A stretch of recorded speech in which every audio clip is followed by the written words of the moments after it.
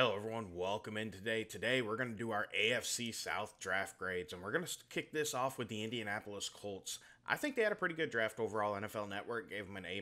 Layout 2, Lot 2 was their pick at number 15. Fantastic pick, honestly. Most polished edge rusher in the entire draft, if you ask me. And I think he's going to make an instant impact for him. That's a great pick. In round 2, they got Adonai Mitchell, A.D. Mitchell. Man, that was another good pick, honestly. He has some character concerns that Chris Ballard completely supports him.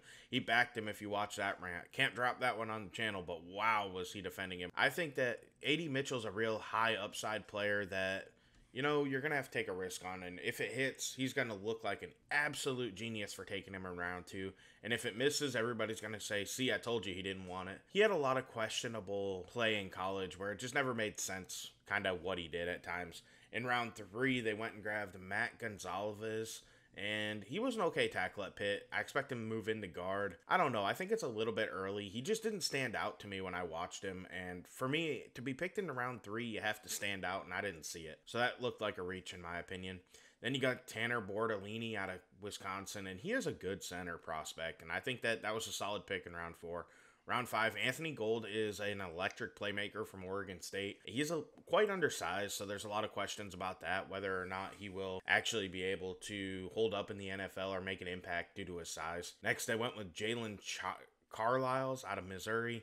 I watched some of him, but I didn't specifically study him. I was more focused on Tyron Hopper. He made some plays, but I feel like this was early. Then they went with Jalen Simpson, a DB out of Auburn. Auburn's defense was kind of a mess, and they had a lot of people picked. I don't know. I wasn't as high on this selection either.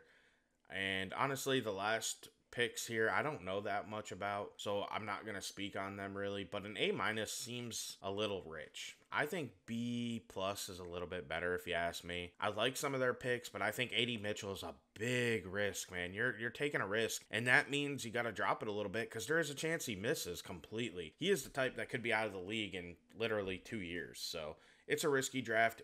A B+ is a solid grade if you ask me. Next up, you have Jacksonville Jaguars. First round, they got Brian Thomas Jr. in a trade back, a receiver. That's a pretty good pick out of LSU. He's got size, he's got speed. He's going to be able to go down the sideline, give him that number 1 option. In round 2, they took Mason Smith out of LSU. This is a big swing on a risky player. This is exactly the type of pick you expect Trent Baalke to make, and honestly, I can't be as high on it. Jerrion Jones in the 3rd round. He was okay at Florida State.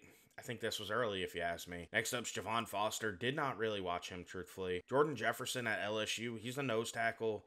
I don't know, man. It seems early. I don't understand the pick. If we're being honest, that's my biggest complaint with this draft class. I feel like after the 1st round, Trent Baalke did what he does, and he went for size and speed and stuff like that, and I don't love his picks. For me, even though I like Brian Thomas Jr., I gotta grade the rest of this draft class a C+.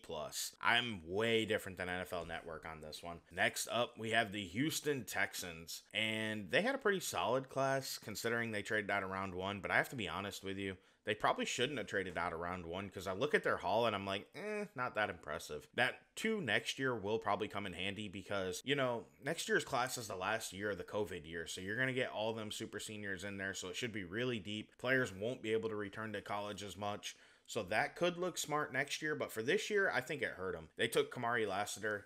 He's a solid player out of Georgia, lacks speed, and I really question whether he's going to be able to hold up on the outside. And then in later in round 2, they took Blake Fisher.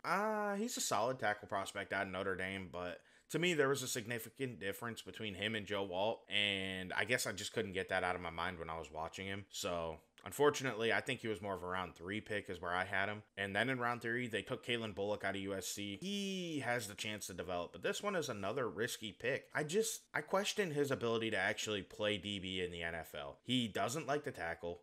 He's rangy and he can cover, but at safety, that's not your primary goal in the NFL. And I had him graded out as like a 5th, 6th round player because I think this is going to be a total miss for the Texans. Cade Stover at tight end, honestly, pretty solid pick. He's probably my favorite pick of this class for them so far. He's just kind of does everything tight end that's not elite in anything. He's going to be a contributor in the league. Probably more of a solid 2 if you ask me. But, sometimes you need that. And he played with CJ Stroud, so there's some built-in chemistry there.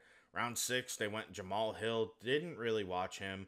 And Jawar Jordan out of Louisville, I don't know why people hate him so much. He was electric at Louisville. When I watched him, yeah, there's some things he can clean up, and he's not the fastest, not the biggest guy, but I think he actually is going to be able to make a few plays.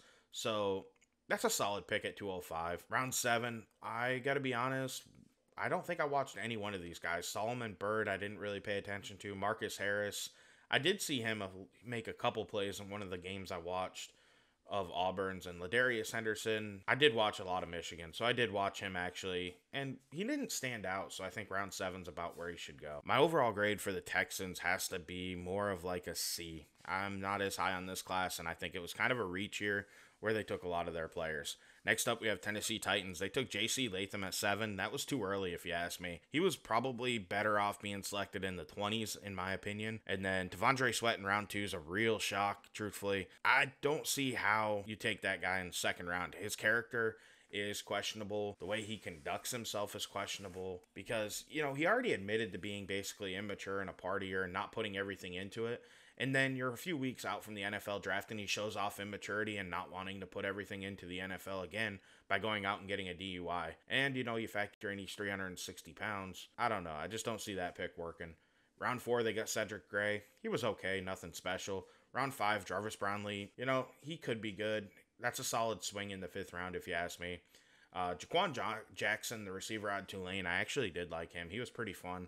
I only watched, I think, 1 or 2 of his games, but he made plays on them. And then in round 7, James Williams is a solid swing at a linebacker. He was a former 5-star who played safety for Miami, and he was clearly not as good as Cam Kitchens, but I think at linebacker, he could maybe make an impact as long as he is interested in putting in the work and developing and getting a little stronger and coming downhill and making the plays. And then Jalen Harrell in the 7th round's a steal. I had him graded out in the 5th round. I don't know why he dropped as low as he did, truthfully. So overall, the Titans grade for me, it's got to be more of a C just because I don't like their early selections. That's it for the AFC South. Tell me what you guys think down below. Leave any comments. Hit the like button if you would. I'm LDJ11. I want to thank you for watching. Please like and subscribe. Have a great day, and I'm out.